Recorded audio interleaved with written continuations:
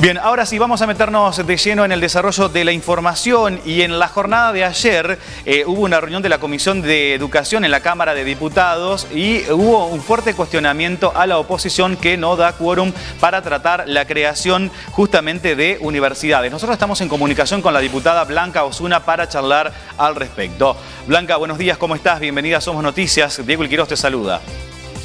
¿Qué tal? Buenos días, ¿cómo va? Bueno, bien, y queriendo conocer un poco más de lo que dejó este encuentro de la jornada de ayer, bueno, y estas críticas que han hecho desde el oficialismo a la oposición. En realidad las voces que se escucharon pertenecen a organizaciones diversas, instituciones de comunidades que reclaman para sí mismas el derecho a contar con una universidad pública nacional.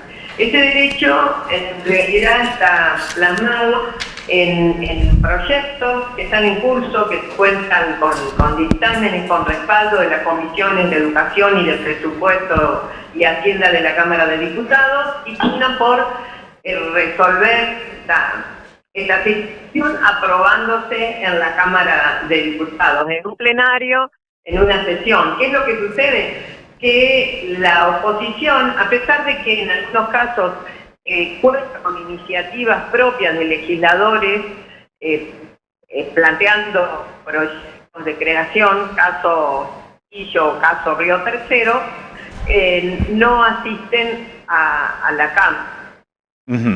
Bien, claro, o sea, no podemos... No están pudiendo discutir esta creación, ese es el punto. Ahora, ¿no podría ser que salga por mayoría o en su caso por decreto? La Constitución justamente le da una envergadura particular a las universidades y a su creación, y solo pueden ser creadas por ley nacional.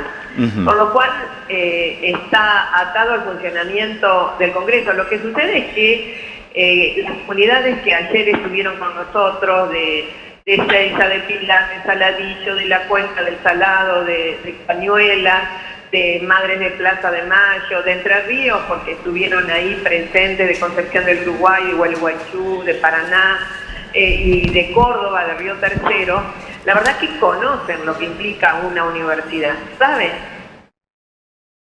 No únicamente en términos individuales para quien tiene la posibilidad de cursar una carrera, sino el impacto en términos de desarrollo local, de progreso cultural, económico, social. Creo que eso es lo que reclaman las mismas, y es incomprensible, la verdad, esta posición. Solo podría justificarse si evidentemente adhieren a la definición que en su momento la actual diputada Vidal, pero entonces gobernadora de la provincia,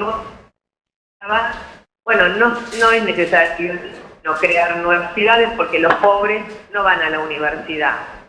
Y entonces eso que implica que cada cual se las arregle como pueda, que si sos pobre, bueno, no curses la carrera superior, de nivel superior, universitario, y si, bueno, si tenés recursos, anda a una universidad privada. Y la verdad que el sentido del derecho a la educación es justamente lo contrario.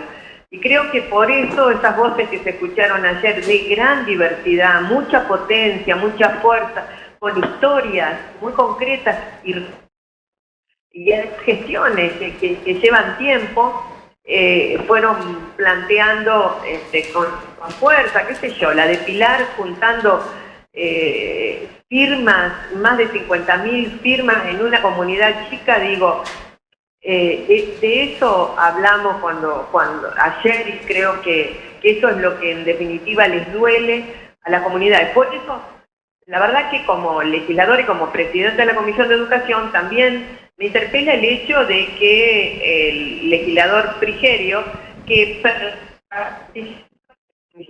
en realidad no pertenece a la comisión a papeles, en la práctica no aporta nada a la Comisión de Educación, contrario, no asiste o no habla, no existe, pero sí visita universidades y arma un discurso a favor de la educación, un discurso hueco, vacío. El problema y el desafío en que nos pone la política es, bueno, establecer coherencia entre lo que se dice y lo que se hace. Y creo que ahí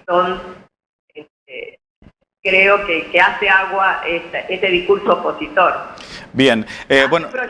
Hacen proyectos y no existen.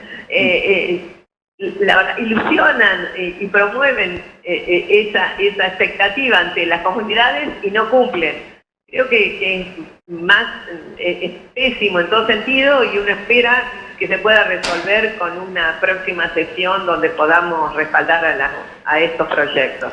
Bien, Blanca, en algún momento escuchamos la palabra, sinceramente en este momento no recuerdo la palabra de qué legislador había sido exactamente, pero se había hablado de, antes de pensar en crear nuevas universidades o nuevas dependencias, pensar en apuntalar la educación desde la base primaria, que también tiene varios puntos flojos. ¿Usted qué piensa de ese tipo de declaraciones?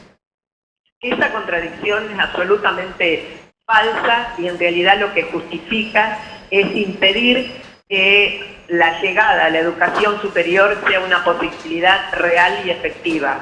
La inversión en educación pública es absolutamente importante en esta etapa. Y la verdad que no sé a qué legislador usted se refiere cuando hace esa referencia, pero en realidad, si nosotros repasamos lo que sucedió en el gobierno de Macri, de Frigerio, de Vidal, de Larreta, en educación, hubo un desfinanciamiento notable. Bueno, lo notamos en la ciudad de Buenos Aires con la educación pública. No hay vacantes en la escuela primaria. ¿De qué me está hablando entonces? Digo, no hay vacantes como el extremo. No tener un lugar en la escuela pública primaria es el extremo de la destrucción de la educación pública. Y creo que eso son, en realidad, cuando fueron gobierno, desfinanciaron la educación superior y la educación primaria y la secundaria. Pero esto no es una ocurrencia mía ni un señalamiento sin fundamento. Esto lo han planteado el Consejo Interuniversitario de Rectores, reclamando hacia fines del 2019 el pago de recursos para el funcionamiento y para los salarios de docentes y no docentes, o los plantearon los sindicatos docentes cuando se les quitó la paritaria o cuando se destruyó el Conectar Igualdad. Entonces, ese planteo que usted recuerda o refiere, la verdad que es absolutamente falso y vacío. Bien. ¿Cómo sigue el camino, mejor dicho, de ahora en adelante? Porque si no hay quórum para debatir estas propuestas, digo, ¿cuál es el camino que se va a tomar? Yo creo que hay una... Mire, le voy a ser absolutamente franca. Hay una responsabilidad de los legisladores y legisladoras en su conjunto de llegar a los acuerdos necesarios, que no tienen que ser coercitivos, esto es...